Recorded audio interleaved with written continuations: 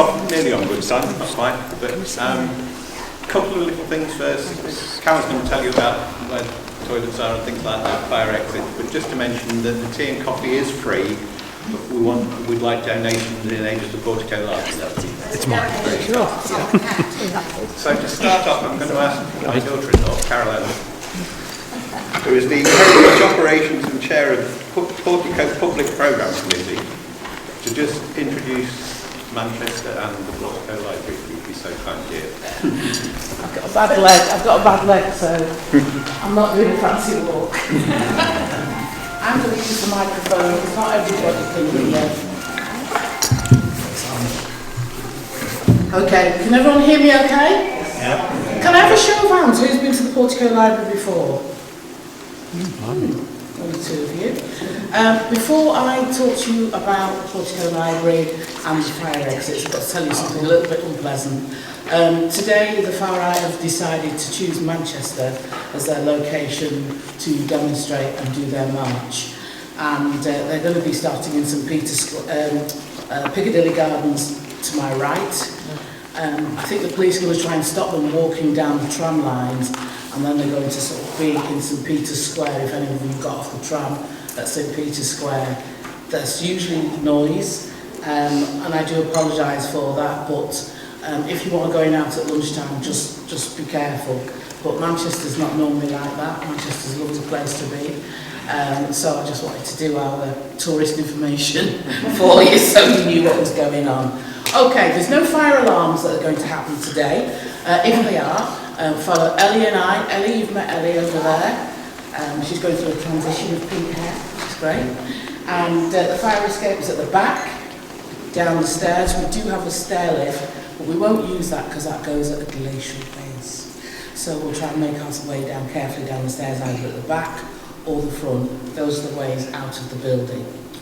Right, so the Portico Library was built in 1806. This is what I want to tell you because I'm so excited. So it was built in 1806 by 400 men came together, and they decided they wanted a place of knowledge. We have our polite literature, we have our travel and voyages, we have our biographies, and we've got other subjects as well. So that happened in 1806. Our longest serving chair was William Gaskell. You might have heard of his wife. When we look at his lending history, we see that basically he was taking books out for Elizabeth, and that's because women were not allowed in the Portico Library until 1870. So I love the subject of today's conference. You will see on the shelves there are books with white tabs. Can you see them? I always think that I'm in my head, because I'm a lovely storyteller, but I'm Mary Seacole. This is a Crimean War, and they're my soldiers, and they all need looking after. They all need restoring, and we have a programme called the Doctor Book, which restores the books. We ask you kindly and politely, please don't take the books off the shelves. I'm looking straight at Dr. Richard Spencer.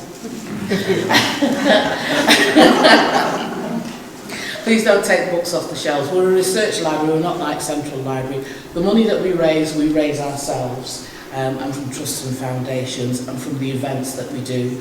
Where you're sat is our cafe. We turn the space around. It's the oldest serving cafe in Manchester. It was the whole building, the ground floor and the basement.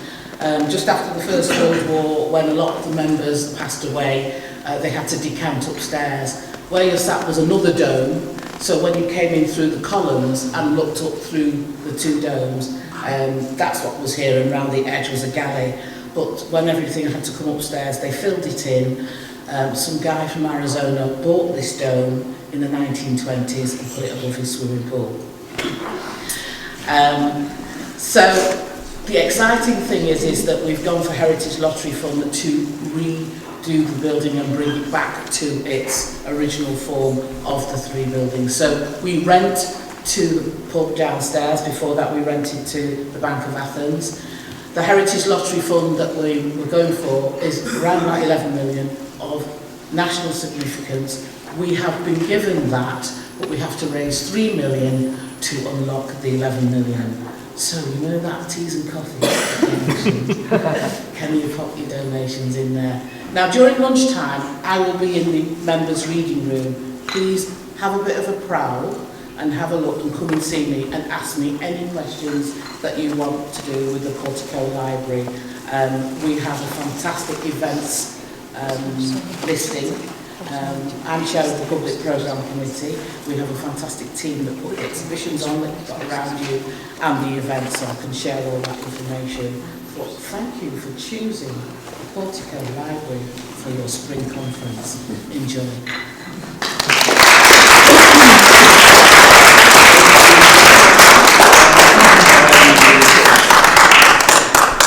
Thank you, and thanks to Portico for hosting us today.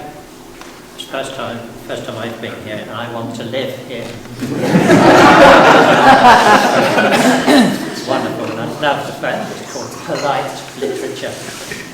That's why we didn't allow women in. It's only polite literature. Anyway, we are the traditional song forum, as you'll know. I've left all the leaflets at home, so I can't give you a leaflet. If you want to know about the traditional song forum, there are many members here. Come and ask me. Richard at the front here, Peter at the side there. And today's conference has been really organised by Richard and Jenny and Peter and Barbara. They've been the brains behind this one.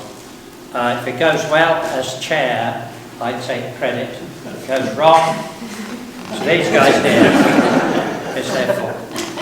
We've got quite a tight schedule today. We've got lots of, we've squeezed as many papers in as we can. So if you're asking where, obviously we like you to ask questions and discuss, but do it in, in as short motion as you can, as short time as you can during the day.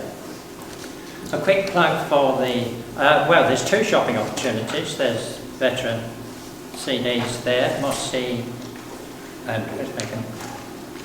Mossy's not over there. that's Mossy and Megan will sort you out with those.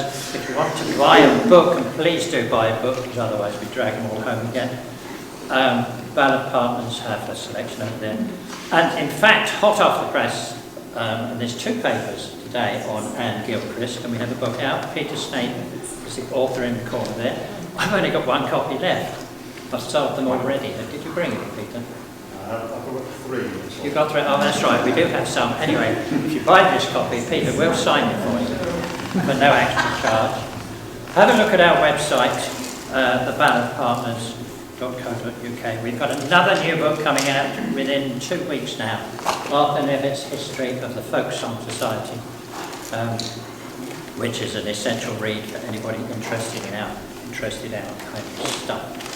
So please do support the Ballard Partners, support the Portico Library, support the TSF, support everybody. So I think that's it. Our first session is going to be chaired by Ann Cullen, and our first paper is going to be given by Ann Cullen. So would you, anybody got any questions? No? Good, right. Okay, so over to you, Catherine. Start us off.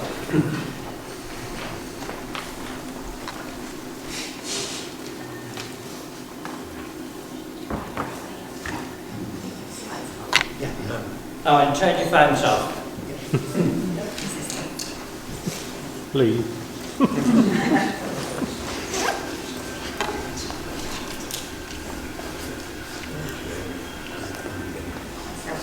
Those two. Yeah, the top and bottom. Hello. I was going to say the first speaker needs no introduction because it's me. Thank you for having me here. It's what a beautiful place, and I'm so excited that there's so many women on the programme as well.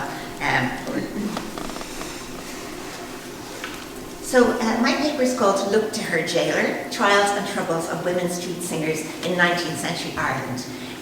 Women were singing and selling ballads on the streets of 19th century Ireland, but few names have survived except in court reports.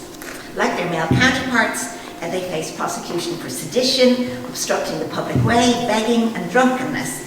In addition, those who were mothers faced other pressures, as we shall see, since they're usually anonymous or given nicknames, but unlike Zosimus, whose birth name of Michael Moore was generally known, the real names of Ranting Sal, Warbling Biddy, or Limping Kitty have not thus far emerged. Women ballad singers suffered physically and mentally for their occupation, and the press often decried them as a nuisance and even called for them to be jailed. So I'm going to start with the mothers. Female ballad singers are often portrayed with a babe in arms, and sometimes with another child or two held by the hand or holding onto their mother's skirts. A reminiscent from the Irish Builder, published in 1873, but set around 1840, describes women's street singers thus.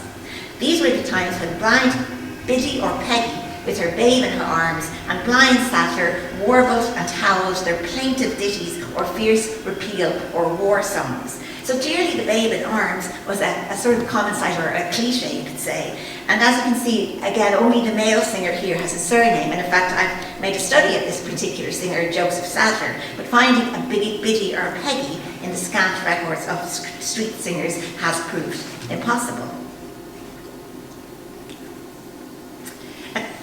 A description and sketch of a woman ballad singer in Dublin from the early 20th century shows that little had changed for such performers in at least 70 years based on the last one, but in fact for probably hundreds of years.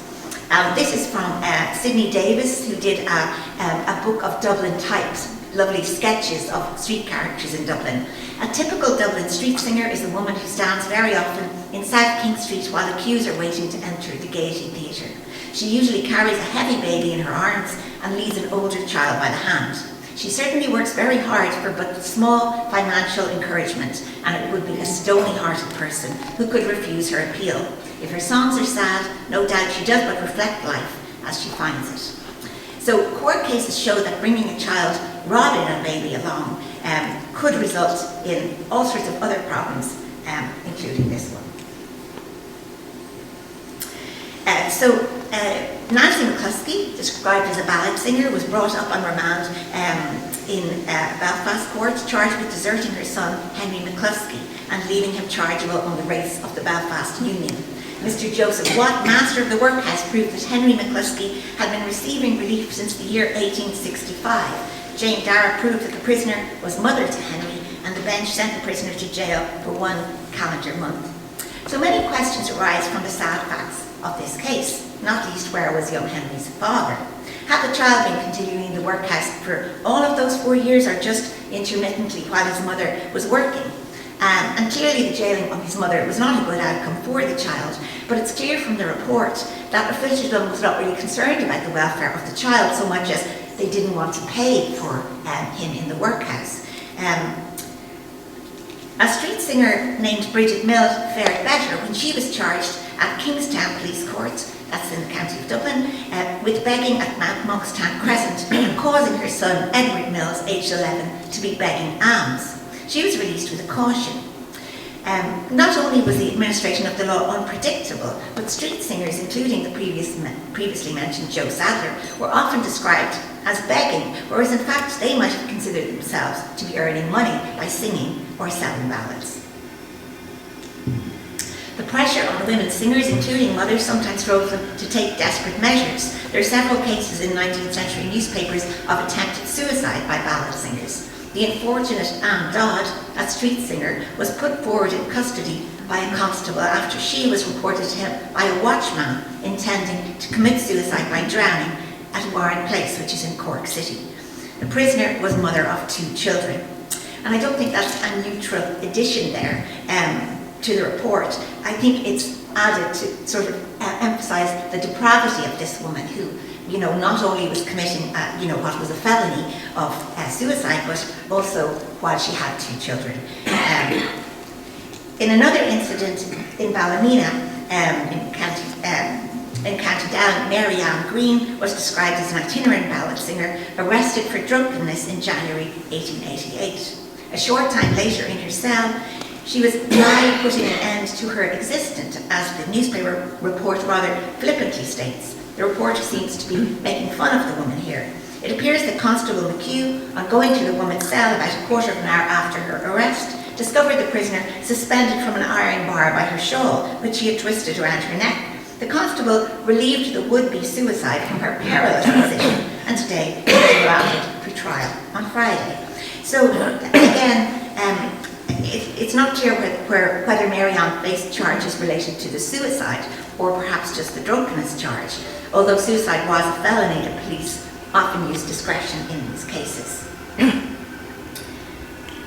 Ballad singers also had to struggle against the charge of sedition in Ireland very strongly, and sentences varied widely if they were convicted. I've previously mentioned in a paper before at one of these conferences a man who was transported for 7 years for singing and selling what was considered a particularly inflammatory song. So thus women such as Ann Cullen at Mullingar petty sessions were taken aback if they were leniently treated. So in this case, Kelly was charged with singing seditious ballads. The sub-constable deposed that he found the prisoner singing on the streets of Mullingar, that when he first saw her she had a number of ballads in her hand, and when he came back about 15 or 20 minutes later they were all gone. The woman said she was often singing in Mullingar, that she got the ballads from Belfast and did not know that they were treasonable. The court, after hearing the evidence, stated that the ballads, though worded so as to represent the playing of a game of cards, were strongly of a tendency to excite the minds of the people for illegal purposes. The sentence of the court was that the prisoner should find sureties of £1 for her future good conduct, or be imprisoned for a week. A sentence, the leniency of which seemed to take her completely by surprise. A large concourse of the lower class filled the lower part of the courthouse and seemed much surprised at the decision. The following was one of the verses of the ballad. In the year 98 they beat us, 'twas easy to beat drunken men, but now we are sober and steady, intending to finish the game. So, this is a song that Anne was guilty of singing, the game of cards of which there are several printings, including this one from the National Library of Ireland. I'm just showing the top half of it just so you get a better look at it, because it's not a very good printing. The catalogue there dates the song at about 1830, possibly based on the inclusion of figures such as Napoleon, but he is included in many ballads in Ireland. It also mentions a bishop, or Dr. Daniel Cahill, in the context of America, a well-known Irish campaigning bishop. He visited America in December 1859 and he died there in October 1864. So this suggests to me a later date for a game of cards, which would also coincide more closely with when Ann Cullen was singing it in 1865. So the relief and surprise at the verdict, the word surprise is used both for the prisoner and for the crowd, is palpable, and the reporter himself is obviously sharing the reaction and quoting one of the more seditious verses to emphasize this almost inexplicable outcome. It seems fitting to mention this particular case today. 2 female ballad singers were arrested in Cork on charges of singing a lamentation on the death of O'Brien, Allen and Larkin, and brought to the station house, but were soon after liberated, it being found that the documents were not of a treasonable nature. So the trio who were lamented in this song, as many here will probably know, were the so-called Manchester Martyrs. On a mission to free 2 Fenian prisoners, they'd been among a crowd of 40 or so who attacked a police van. And Police Sergeant Charles Brett was shot and killed in the incident, but the crowd claimed that somebody had shot at the lock to try to open the van door. Allen, Larkin and O'Brien were executed for the murder on the basis of being part of a joint enterprise. The female singers in this case were up to the minute with their ballad. The executions took place on November 23rd, 1867. The report appears 4 days later, so the ballad singing itself took place within a day or 2 of the executions. And in fact, those executions triggered a frenzy at the printing presses. As you can see, the picture here shows 3 different ballads from the Bodleian. And apologies for the poor printing, but it is from the Bodleian. I believe their next round of ballads will be better printed, I am told by reliable sources.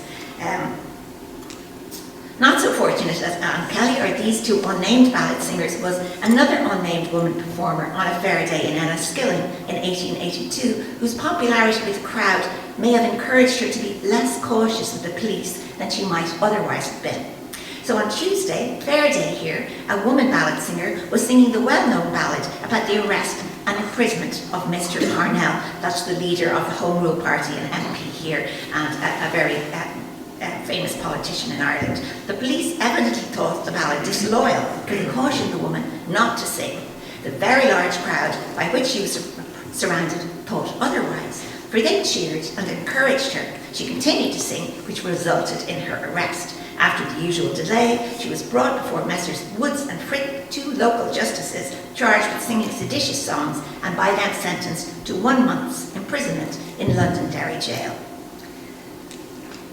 So this harsh sentence reveals one of the many perils of life for the street singer. The song in question is likely the popular The Blackbird of Avondale, or The Arrest of Parnell, which centres on a familiar narrative of a man meeting a young woman who's lamenting. In this case, she's mourning for the blackbird of sweet Avondale. Avondale was the birthplace and kind of country estate, County Wicklow country estate of Charles Stuart Parnell. Parnell was a very wealthy man.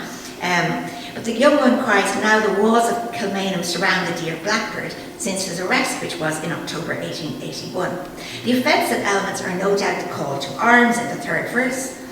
Oh, Erin, my country, awake from thy slumber, and bring back my blackbird so dear unto me.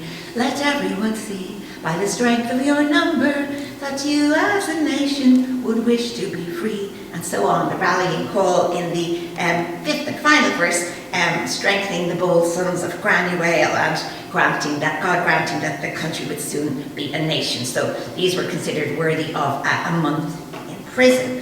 But yet these seditious phrases appear relatively mild in the canon of rebel ballads, and a full month in prison must have seemed a harsh sentence for this poor woman singing what was obviously a very popular song at the time. Poverty was synonymous with female ballad singers, almost always described as a poor ballad singer, illustrated here by the name given to one such singer and the title of the entry about her, although it's in Irish, so you won't be able to probably read that, in a memory collected by the Irish Folklore Commission entitled in 1937, entitled On Colleen Bucked the Poor Girl. The informant was Bridget McWhirry, who was aged about 85, a farmer's wife from County Galway. And this is my translation of her recollection, which was mostly in Irish and is based around the late 1870s. I was at Girth one day and I saw the poor girl, ballad singer, who was there, and she walking down the street and singing, or telling, as I say, a song. Whatever word in the world was in the song, the big policeman who was on duty there didn't like it. I remember that she sang these words, and we will all be together when the champion potatoes grow. The peeler heard her. He went over and stabbed her with his gun and told her not to sing anymore.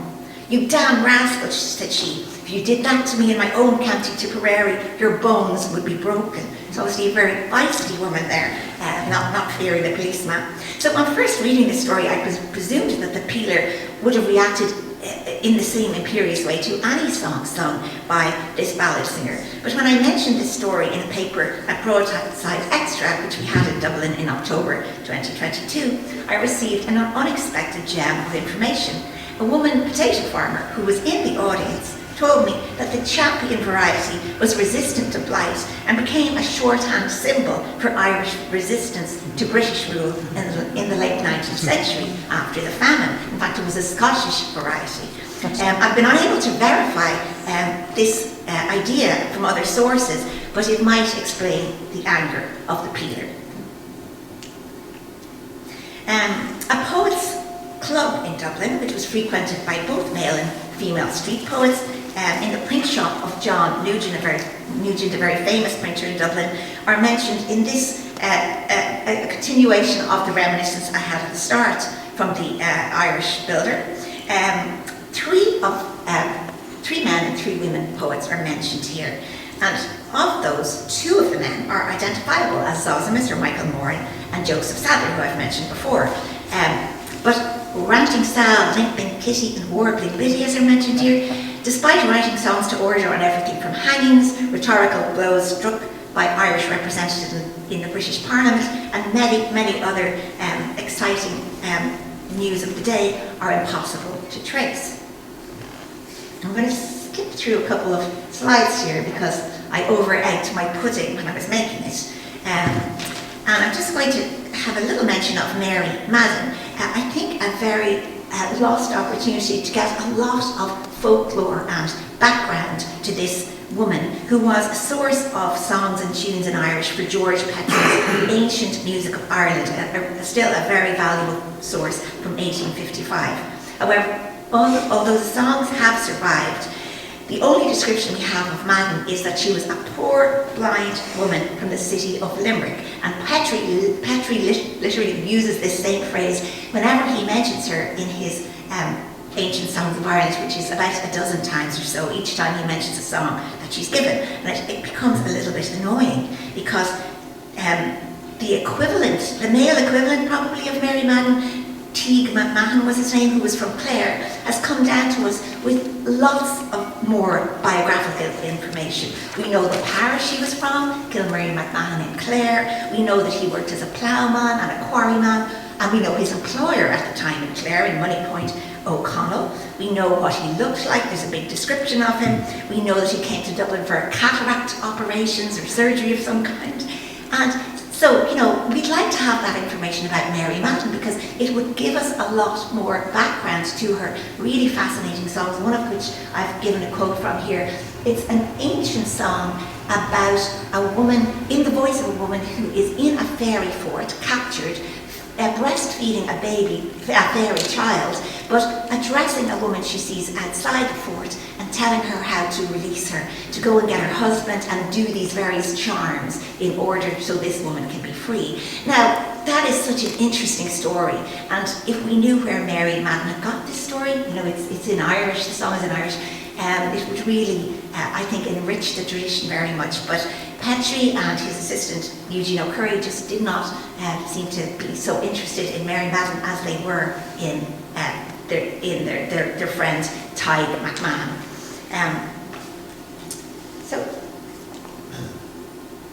So the only sense of care from the authorities for a woman street singer that I've encountered in all of my research is the case of Ann Cullen, a poor woman of about 40 years of age, who was discovered by a policeman lying in a state of complete insensibility in the road in Georgia Street in Kingstown, which is now Dunleary in Dublin. Dr. Boyd diagnosed a severe attack of epilepsy, aggravated by the hardships and privations she had endured as a poor wandering singer, and she was kept in hospital for treatment. So that a poor woman lying senseless on the road was not assumed just to be drunk, but it was instead recognised as a person who'd suffered hardship and given appropriate care, suggests that some figures of authority at least sought to improve the lot of these women. So all the women I've named here, I've tried to find in public records. Unfortunately in Ireland we don't have the census records from the 1800s, because we blew them up in the early 90s, we blew them up in 1921, unfortunately. We do have extremely good parish records, civil and church records, but if you don't know the birthplace of a person, even if you know the county, it's really, really not helpful with names like Ann Kelly and Mary Madden, and they're very, very common names, and there's hundreds of them in their local counties. So it's very, very difficult to find them.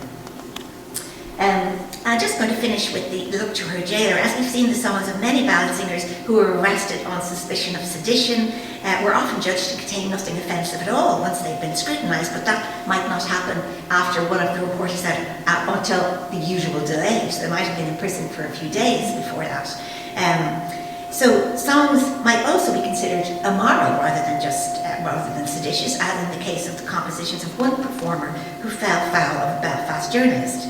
A female ballad singer appears on our streets day by day, lending compositions which we are told are indecent and immoral. This is a most insidious method of undermining the principles of virtue and religion. Look to her, gaoler. So the journalist here is going on hearsay. He hasn't even heard the ballads. He's just saying he's heard they're indecent and immoral, but he still feels entitled to demand that a woman be jailed. I would love to know what she was singing, and especially, I'd love to know who she was, and especially what were the immoral and indecent songs that we don't know. I'm going to leave it there. These are the many trials and troubles of women ballad singers, or an example of them anyway, and I'd be very interested in any questions on the subject. Thank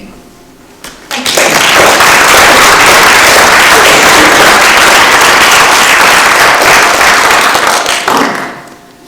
share my own questions. Yes, John. Were there fictional women ballad singers, like there were male ballad singers against top characters in plays and were there any equivalent women?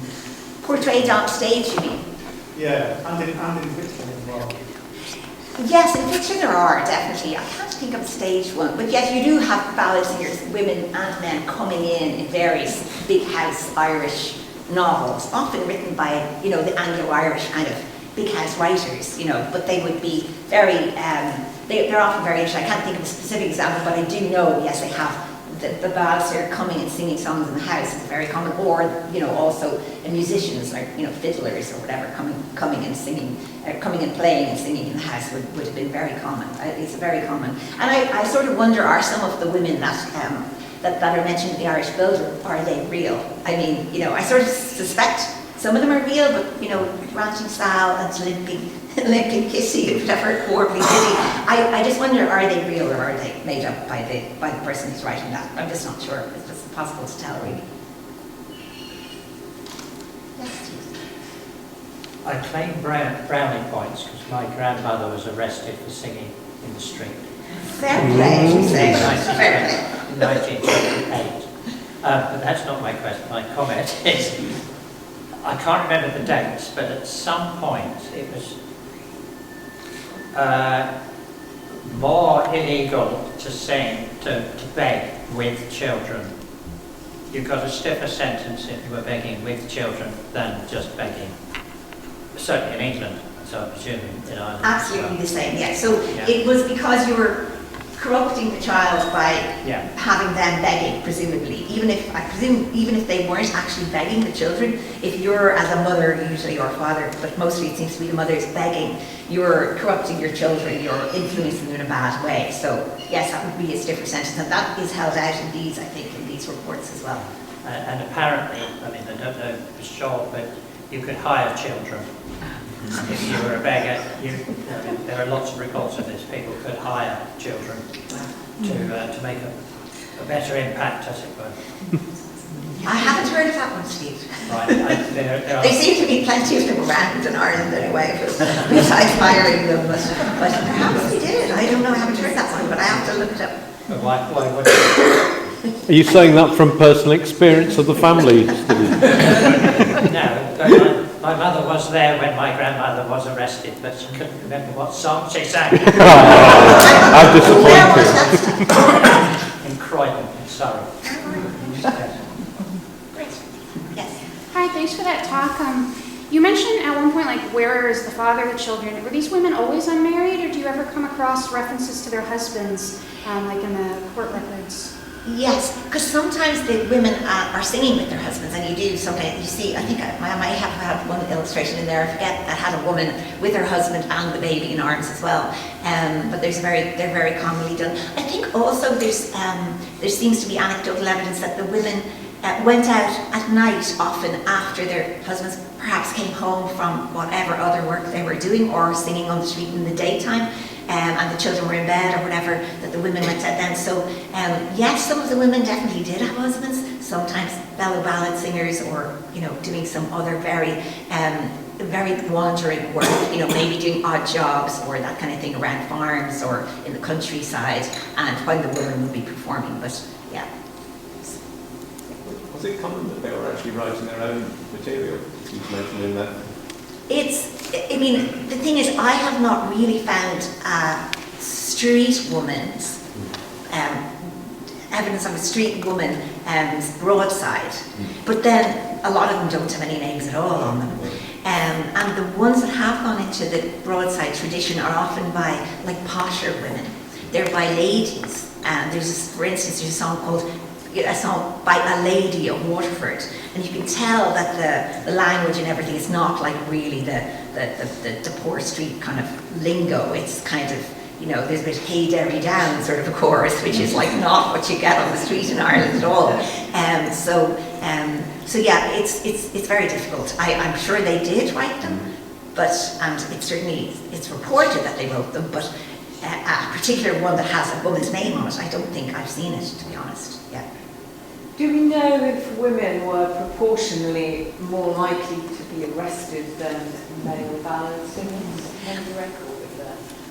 I don't know, but I do know that it was always considered women were worse for doing things like begging or being on the street, because women were supposed to be a bit more moral than that, you know, so it was just, I suppose, it was the weight of the general kind of view of what women should be at the time was probably in there always, yeah. Can you say something about the painting? Yes, this is a beautiful painting by Daniel McAleese, who's an Irish painter. I think he illustrated, what was it, one of the... He illustrated, yeah, exactly. He illustrated Moore's Melodies, and he was, as you can see, this is rather a beautiful, fanciful picture of a beautiful woman ballad singer, beautifully dressed and with her pristine-looking baby on her shoulder. But so I think he created, not exactly, you know, from the street, but he's a wonderful painter. He's an Irish painter. I think he's from Cork, but I forget the whole details of him. Yes. I have another question. Yes.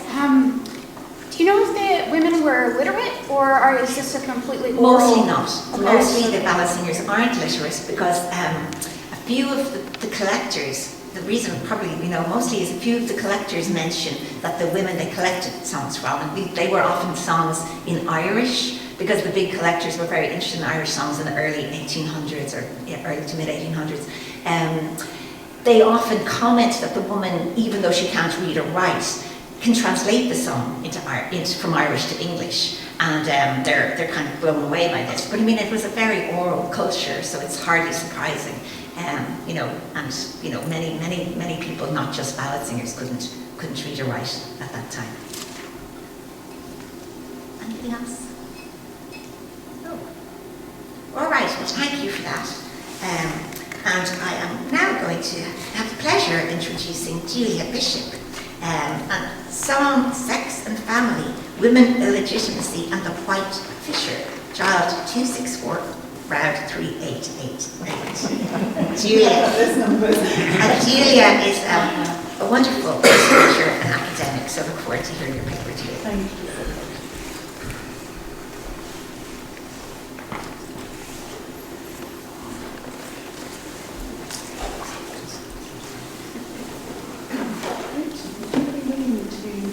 Slides on. Click on. Yeah, I'll do that. Give you a sign, and Yeah, there's that's one fine. thing Yeah, to play I'll do as well.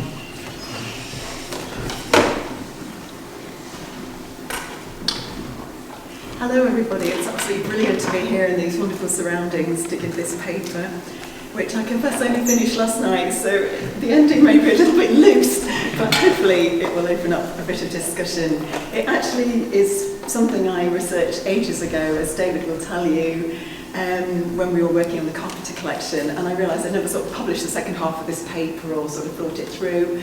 So, and then I realised when I began to revisit it that probably I was bamboozled by it then, and I probably still am. But here goes, see what you think. So, the song is The White Fisher, which is a child ballad. It's a very regional and localised ballad. It was documented only from a handful of singers in the northeast of Scotland, and all but one singer, whose identity we don't know, are women. So I'm going to sort of talk in second-hand terms about it because it's quite a long ballad. I'm assuming that most of you won't have come across it, but if you want to find a nice recording of it, Iona Fife has recorded one at the Library of Congress, which is available on YouTube. So the plot is about a newly married woman who is pregnant, and after what I'm going to call a non-consensual sexual encounter. So she's been married for a month, and then her husband starts to question her, well, why are you pregnant? It's not by me. So, but instead of this situation leading to punishment, abandonment or death, as we might anticipate from the example of other traditional ballads and songs, the situation is resolved in such a way that the mother, the resulting child and the marriage survive. And this is done through concealment and negotiation undertaken by the husband. So no wonder Gavin Gregg described him as, and I quote, a rare hero, nay, the greatest hero I have encountered in all balladry. So So I'm going to start talking about the narrative and outline it in 4 brief scenes. Then I'm going to touch on other ballads dealing with similar themes, and then try and think about the social world northeast of Scotland, and then look at the nuances of Belle Duncan's version in particular, what we know of her biography and her singing, to think about the value that the song might have had for her, and reflect on its apparently limited circulation in that small area of the country. So basically, I think of this song as having 4 scenes. So the wife's revelation to her husband of premarital pregnancy. Her husband asked her, "Why are you pregnant?" after a month of marriage, and she reveals, of course, that it's not his, and it's implied or stated that this is as a result of something we might call a non-consensual encounter. So I'm sort of avoiding the word rape because I think that's got quite a lot of connotations that may not have been relevant at that time. This encounter is usually with a servant, but in one case it's as a result of a blackmail by a Catholic priest. Second scene, the labour and birth, and the wife issues instructions to her husband to drown the baby. She's assuming that the child must be concealed and got rid of, and there's a suggestion that she is ashamed, fearful, and under pressure to do this. Third scene, the negotiations between the husband and his mother concerning the care of the baby. He doesn't go and drown it, he deceives his mother instead into thinking that the baby is his, in a rather neat sort of use of a kind of double standard to his, for the protection of the child. And finally we get the wife's lament over the presumed death of the baby, and the husband's revelation that he's resolved the situation by getting his mother to look after the child. So if we just go to the next slide, well, this is the actual lament, and this is where the title comes from, which you might have been wondering. So this is where the white fisher metaphor comes in, because she's lamenting, "My bonny young sons to the white fishing, and he's o'er young for the sea. And lang lang will I think for fish, ere he fresh hame to me. My bonny young sons to the white fishing, and our young for the main. And lang lang will I think for fish, ere he fresh hame." So in other words, she's saying, till the seas run dry, he's never going to come back, and she's now regretting it and remorseful. Also, in several versions, the 2 scenes there, the 3rd scene and the 4th scene, we find that getting the child accepted by the mother involves the husband instructing her never to say to the wife, when she's present with the child, that the child is his. And similarly, when his wife is with the mother, she's never to say that the child is hers. And so this is how he sort of neatly fixes the situation. So the ballad goes from this kind of crisis situation to a very negotiated solution. But on the way, it does sort of suggest that it might turn out to result in punishment or infanticide. But in fact, the husband subverts this expectation, preserves both child and marriage, and ensures care in the home of the grandparent. So, if we can have the next slide, please. This is just a quick overview of the versions. We've got 4 complete ones and 2 fragments, collected roughly in a period of 100 years or so, between about 1816 and 1930. But we also know it stretches back a little bit earlier from Bell Robertson. So Peter Buchan is published in Ancient Ballads and Songs of Scotland, so that's the sort of 1816 to 27 sort of period, published in 1828, but we don't know his source for that. Then we've got a version from Bell Robertson, obviously she's another Aberdeenshire woman. She says, "The White Fisher was one of her mother's songs. I think it had been her mother's. Her mother was Jean Gall, who was from Strichen, and her mother's ancestors came from the mill of Strichen."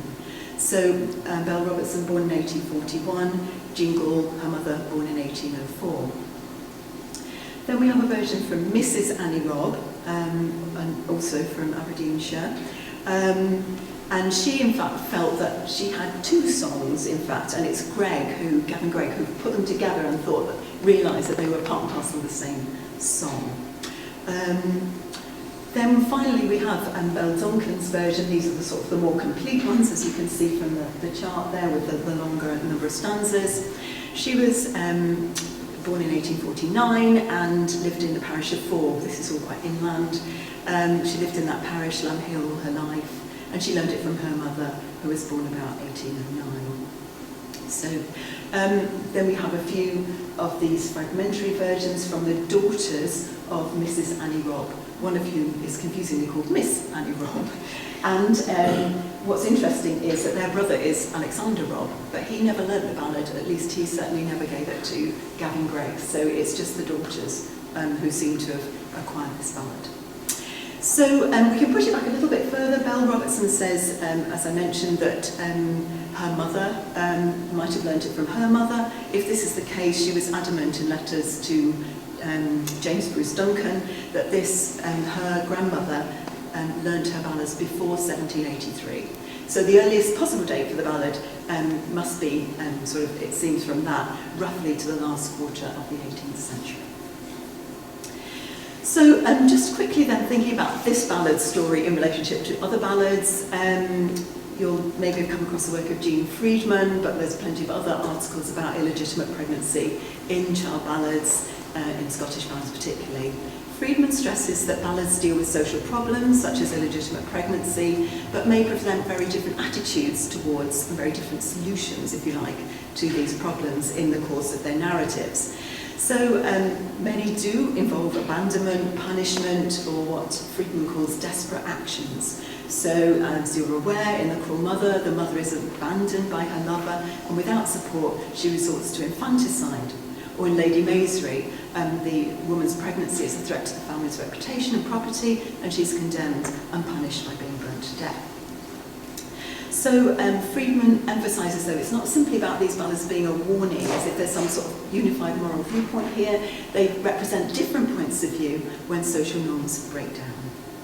In the case of the White Fisher, though, as we've seen, it's very different again. It sets up similar kinds of possible outcomes, but then pivots to an altogether different scenario through the husband's actions. So in this sense, I see the ballad as acknowledging the tensions that might lead to abandonment or destruction, but without following through on them. And so it avoids ending in tragedy. The husband isn't vengeful, he's patient, he's protective, and ultimately takes responsibility for the child. The child's survival and the future welfare, then, is a central focus of the ballad, and is more important than blame, reputation, or punishment, which is, I think, quite an unusual scenario within the ballad world. So let's go to an actual version sung by a real person. Oh, this just shows you, actually, yeah, that's fine, go for that. Just next slide, please, Richard. Sorry, I forgot to say this shows you how very delimited the whole sort of circulation of this ballad was. It's literally confined to that area of the country. Thank you, and on to the next slide. Thank you. So this is Belle Duncan, who was touched upon by Carpenter in the sort of 1930-ish kind of era.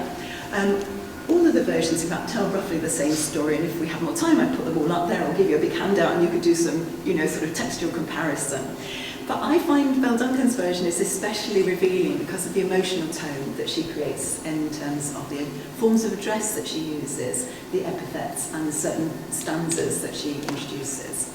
So these convey not a sense of crisis, but of tenderness, caring, and reassurance.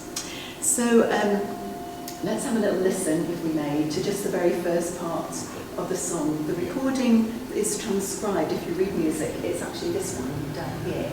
You'll see, so it starts there and it goes up there. If you can get your, that was the bit I wasn't sure I could do. It's a Christian writing. I'm just trying to get my mouse to work. It's looking promising. Yeah, it's right on the very bottom. See it? Yes, it's above there. No.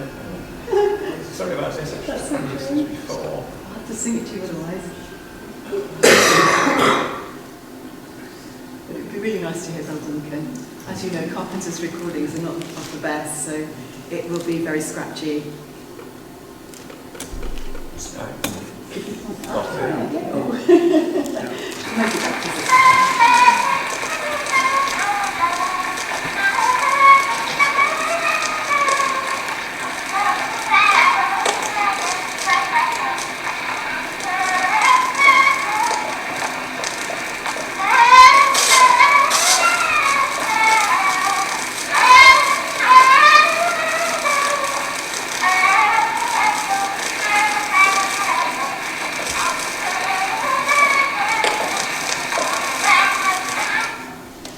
So I don't know if you can hear it, but this it's quite interesting if you ever try and sing this song, because you find that she has this way of appending and repeating the last line, and the connecting words are dear love. And I'm sure I'll say to thee, dear love, and I'm sure I'll say to thee. So she's actually extending the end, and this is actually completely unique to her version. It doesn't happen in all the stanzas, but you can see from here it happens in several of these, and further on, just in this first scene. So she uses these epithets of dear love when they address each other, both the wife to the husband and the husband to the wife. And in fact, much of the song is progressed through dialogue, so this has quite a big impact, but it only seems to be in that first scene that she does this. And as I say, it's sort of unique to her version. The other versions are to a different tune, it is true. So it may be part and parcel that the tune has brought this in, but there's far less reference to each other in this kind of terms of endearment. There's the odd mention of love or bonny love, but again, it's always the husband addressing the wife and not balanced as it is in Belle Duncan's version, with one addressing the other. So in all, again, what we see in the other versions when they address each other much more is a much more sort of distance kind of tone of address. So we see things like my good lord, sort of, almost deferential, and in the other versions the wife is often referred to by the husband as my gay lady or my lady. So this again seems to me to suggest that there's more of a, somehow in Belle Duncan's mind, there's more of a closeness and an intimacy, perhaps, between the couple as they speak. Likewise, in the second scene, the husband immediately, when the baby is born and he comes to meet it, refers to the baby as his bonny young son. Straight away, he names it his son. This doesn't happen until the third scene in the other versions, because that's when he needs to pretend to the mother that it is his son. He's had it by someone else a long way away. Okay, so I suggest that this endows her version with a subtle indication of tenderness and intimacy, even at the most fraught moments of the story. It sort of foreshadows the husband's later sympathetic actions and gives that sense of reciprocal closeness between the couple right from the get-go of her version. So very quickly, jumping on to sort of historical context, you may know this already, but I didn't, so I wanted to share it with you. Obviously, songs, we know, Vic Gammon has told us, and many others have told us, that songs are just not a simple reflection of social reality, but they do explore social tensions, especially, says Vic, particularly around sex and gender, and they work through these different sort of scenarios addressing these. Now, in Victorian times, Scotland actually had quite unusually high levels of illegitimacy. And subsequent work especially by a scholar called Andrew Blakey, has shown that there's marked regional variation, especially exceptionally high rates of illegitimacy in the northeast of Scotland, and particularly in Banffshire. We know about that because there's an amazing leaflet written by a guy called Crammond in the 1880s where he sort of sets out. So there's a lot of illegitimacy there. And the reason was that it was really quite a normal thing for birth to take place outside of marriage. The evidence suggests that cohabitation, premarital sexual relationships were not necessarily treated as morally deviant, and any children could be legitimised by subsequent marriage of the couple. So there was potentially, I wouldn't argue definitely, but there was potentially less reason for concealment, abortion and infanticide in that sort of scenario. What happened, how were children brought up? Blakey again argues that often children were taken into different kin networks, so the couple may have married, but sometimes the children were distributed out to relations to be looked after, especially grandparents, which of course is what happens in the song. So, for this ballet's performers and audiences in the northeast of Scotland, births outside of marriage were relatively common, and so illegitimacy was a visible reality. So what we have here, though, is a much more complicated situation than that, because, of course, the paternity of the child is the big issue. It isn't his child, it's somebody else's, and also there's the implication that she's been raped, and that is why she's pregnant in the first place. So it gets a lot more complicated. What I want to do, this is where I just want to sort of skip ahead to the end here. I just want to talk a little bit about Belle Duncan, and then I'll come back to my thoughts about the ballad and its lack of spreading in the northeast of Scotland or beyond. So Belle Duncan, we don't know very much about her. Carpenter is very frustrating. I'd love to know more about her. Carpenter found her somewhat daunting on his first meeting. He commented, half turning at my knock, her head and shoulders swathed in a plaid shawl, still bent over her work, she gave me one dour look from her piercing blue eyes, and then turned back to the steaming kettle. Later, when I heard the rumour that old Belle of Lampill's a witch, I understood. An uncommonly keen intelligence, coupled with as cruel a fortune, has slightly embittered her, hence the awe of the country folk. I might well have left without speaking another word to her. I considered doing so. Her look did not invite further parley. Next slide, please. Oh, and again. Thank you. This is really kissing for children. So, if only we knew what that cruel fortune was that she had suffered, but he gives no more clues. I've looked in the official records. Belle Duncan never married. She had 3 children.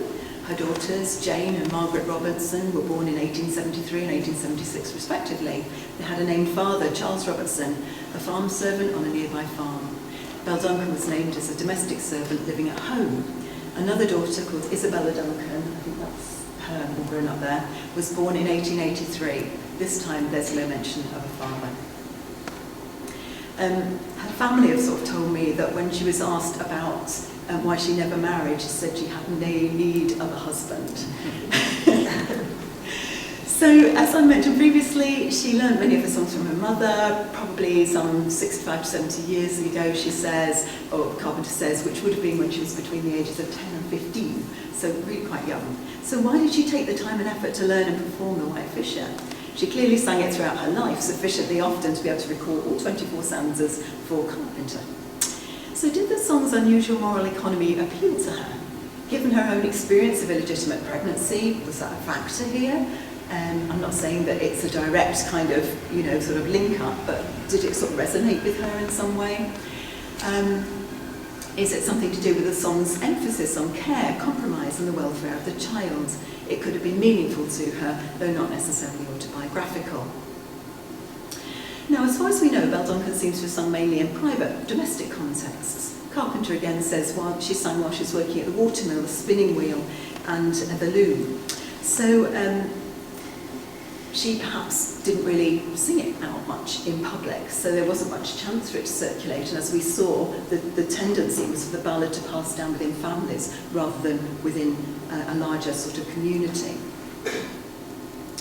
So, we've seen that the White Fisher goes beyond the premarital pregnancy to portray rape, pregnancy within marriage, and the impossibility of legitimation through marriage to the biological father. So it's an unusual kind of scenario, and also an unusual way that it presents the resolution of that scenario. And we know the ballad didn't really circulate widely. So this possibility suggests that it was precisely because the ballad narrative didn't resolve the situation it presented according to more conventional elements such as marriage to the biological father or the destruction, abandonment and tragedy that might befall the child and the mother. Was that why it wasn't popular? Instead, it seems to have been confined to a small group of female singers in domestic singing contexts where transmission tended to be from mother to daughter, and it did not seem to have the possibility to thrive more widely in tradition. If so, and I admit it's speculation and we're probably never going to know, but we've seen how Belle Duncan's version in particular stands out from the small number of versions that we have in terms of the tenderness of its terms of address, the repeated dear love, the wife's expanded voice and the more sustained presence of the husband as loyal, compassionate and emotionally present. So in this way, this adds emotional layers to the ballad and seems to make it even more unusual, I would argue, compared to the expected, perhaps more conventional ending. She seemed to really make it her own and more tender and more compassionate still. So perhaps it was just an oddity, an anomaly of a ballad that didn't really become popular in tradition for that reason. But your thoughts on this would be extremely welcome. So thank you very much for your attention.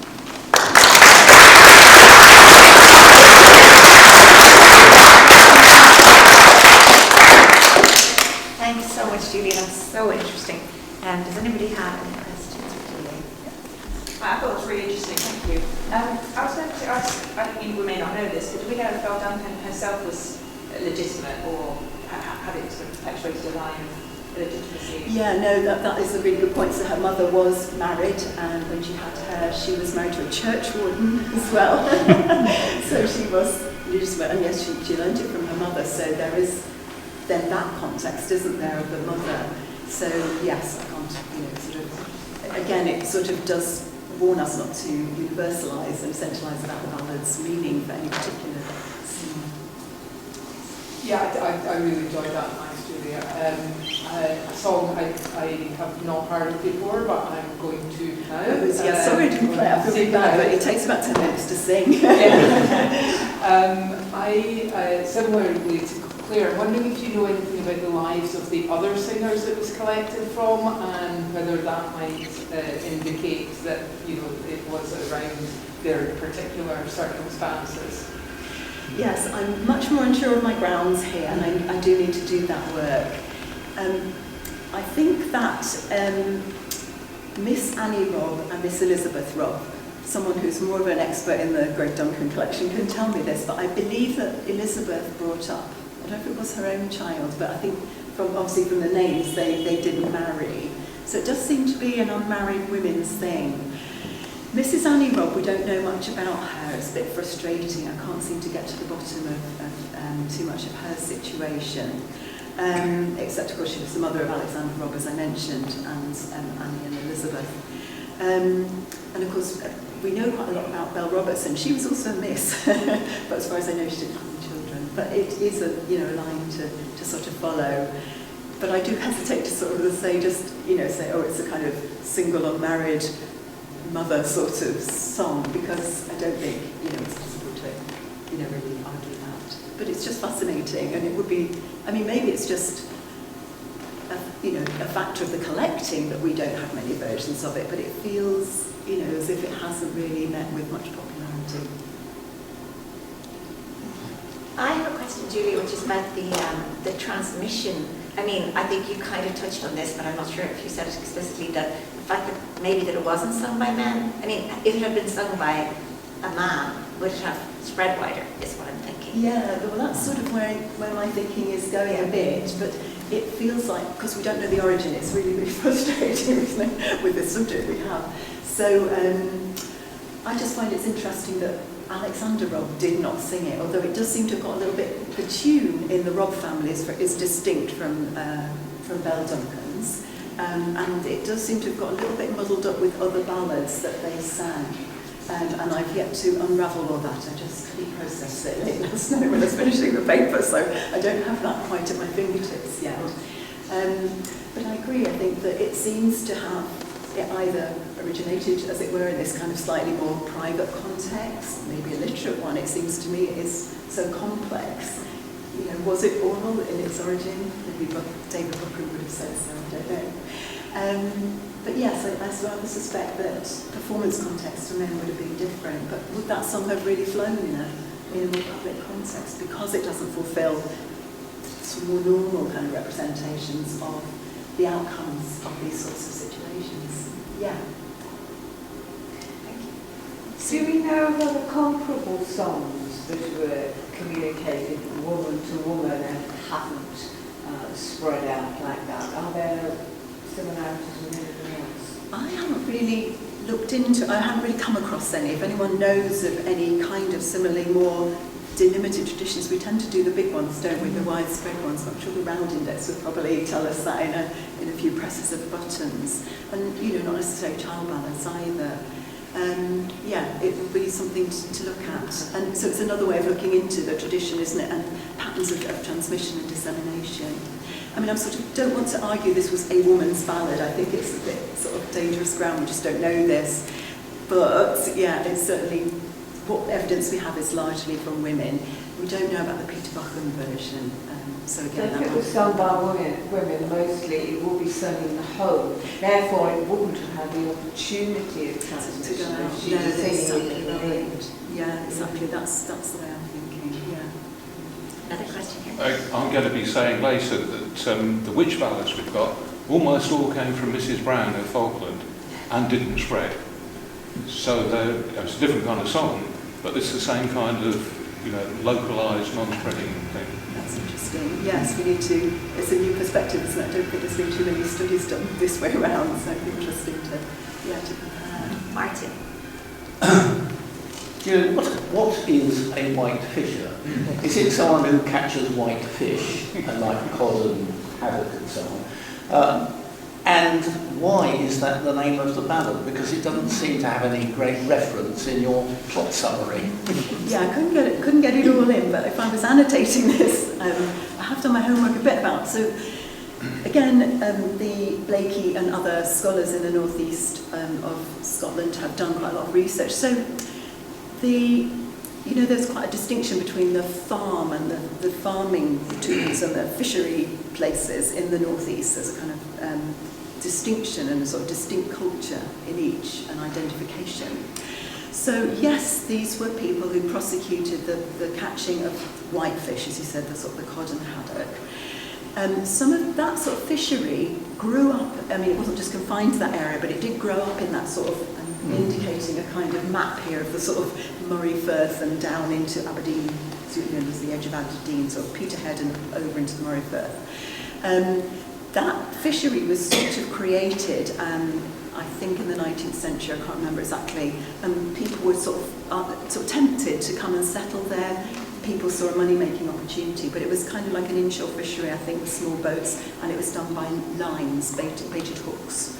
And it was very much a family affair, apparently. So it was sort of, then you get herring fishery and other things as well. But so it was a thing in the northeast of Scotland. And some people who worked in the tombs and the farm tombs went to work in these locations where these white fishery places had sort of grown up on white fishery. Yeah, I can see that fishing was a major occupation in the area, but I'm just curious. Because sometimes Child picks a title for a ballad which is quite unusual in the actual collected versions. Are these singers from the northeast, did they all call it the whitefish or variant of that? Sorry, what was the last bit you said? Sorry? What was the last bit you just said? Were they all... Did they all call it the whitefish? The singers that were collected by Carpenter and Gregg, did they all call it the whitefisher? I don't know if they called it that, but in the fragmentary ones, that's the bit that they remember. It's that central image. And apparently, I've seen it explained that it was a family thing. So both women were involved in this fishery, as were young boys. Children went to help out.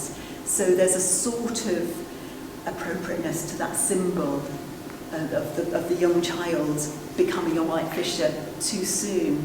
But what's really strange is that when you saw the map, those people are not on the coast, they are in the farming part of Aberdeenshire. And I can't really explain that, but it seems as though that metaphor, which I think I found in one other song, but it seems to be a sort of carryover from the whitefisher itself. And this child got all that wrong. He was completely confused by all of this. And he uses that to say that Peter Buchan made it all up, and he calls it frippery. Is it possibly that she thought the child was drowned, and that's what it is? Say again. Is it that she thought the child was drowned, and that's how he becomes the whitefisher too soon? I think it's the appropriateness of the metaphor is that she's talking about drowning the child, yes. And some of the versions bring in the whitefisher at the point that she says, "Go and drown my child, please, and don't ever let him come home." If it says, if he sinks, let him sink. If he swims, let him swim. But don't ever let him come back. And then later on, it becomes the lament. So it is about related to drowning as a form of infanticide, yes. But again, just seems an interesting, beautiful, poetic metaphor, I think.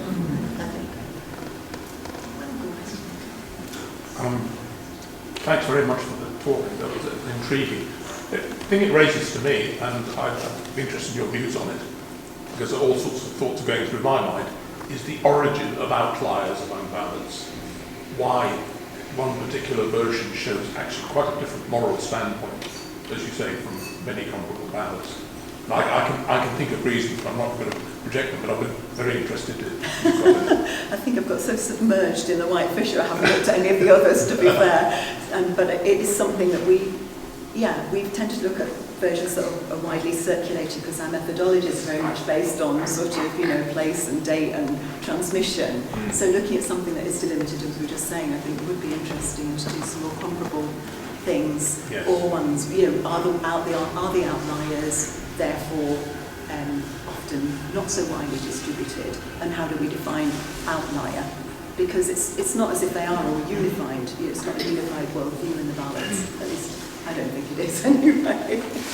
But it's an interesting. Yes, and it could create some good questions about origins. I know you can never get properly to the origin there, but I think it could be a one reaction. last question I think Oh, sorry, we're done with that. It's all right. We can see the floor in just 1 minute. You didn't say a lot about the version Buchan collected. I'm curious about that because it is quite an early one in terms of the date. It was really just a matter of time. I have published a previous article, which is it in? I think it's in Flowering Thorn, edited by Tom McCain.